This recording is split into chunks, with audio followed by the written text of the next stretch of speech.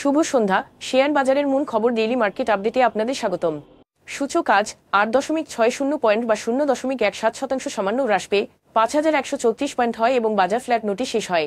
বাজারে লেনদেনের পরিমাণ ছিল 364 কোটি টাকা, যা আগের দিনের তুলনায় 10.59% কম।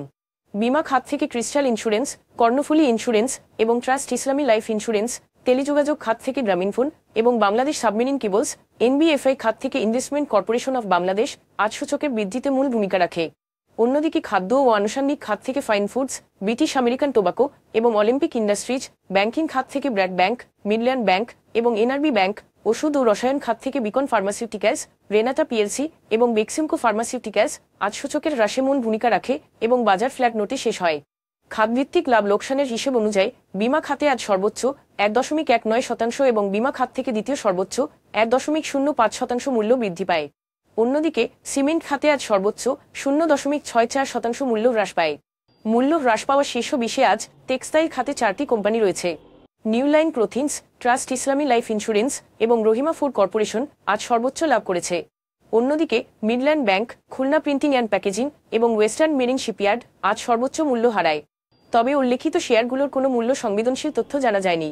গত 3 মাসের গড় লেনদেনের তুলনায় আজ central pharmaceuticals, Khulna printing and packaging এবং সিপিএম বিডিবিএল মিউচুয়ালের লেনদেনের পরিমাণ উল্লেখযোগ্যভাবে বৃদ্ধি পেয়েছে। তবে উল্লেখিত শেয়ারগুলোর লেনদেন বৃদ্ধির স্বাভাবিক কোনো কারণ জানা যায়নি। আজকের শীর্ষ দুটি সংবাদ: অন্তর্বর্তীকালীন সরকার জাতীয় সঞ্চয়পত্রের উপর সুদের হার 12% এর বেশি বাড়িয়েছে সঞ্চয়কারীদের আকৃষ্ট করতে এবং রাজস্ব সংগ্রহের হ্রাস, বৈদেশিক তহবিলের ঘাটতি এবং ঋণ পরিশোধের চাপ বৃদ্ধির মধ্যে মুদ্রাস্ফীতি নিয়ন্ত্রণ করতে। এই পদক্ষেপটি ব্যয় মেটানোর জন্য তহবিল সংগ্রহের পাশাপাশি স্থির আয়ের জনগণের জন্য স্বস্তি প্রদান করবে, যারা গত 2 বছরে উচ্চ মুদ্রাস্ফীতির কারণে আর্থিক চাপের সম্মুখীন হয়েছে।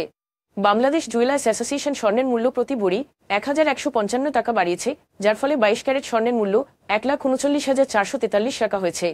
তারা স্থানীয় বাজারে বিশুদ্ধ স্বর্ণের দাম বৃদ্ধির কারণ হিসেবে এটি উল্লেখ করেছে। সংশোধিত দামটিতে সরকারের 5% ভ্যাট এবং বিএজএসের দ্বারা নির্ধারিত সর্বনিম্ন মজুরি 6% অন্তর্ভুক্ত রয়েছে, তবে এই মজুরি গহনার ডিজাইন এবং গুণগত মান অনুযায়ী পরিবর্তিত হতে পারে। আজ এ পর্যন্তই। আগামীকাল আবার আসবো শেয়ার বাজারের নানা আপডেট নিয়ে। ধন্যবাদ।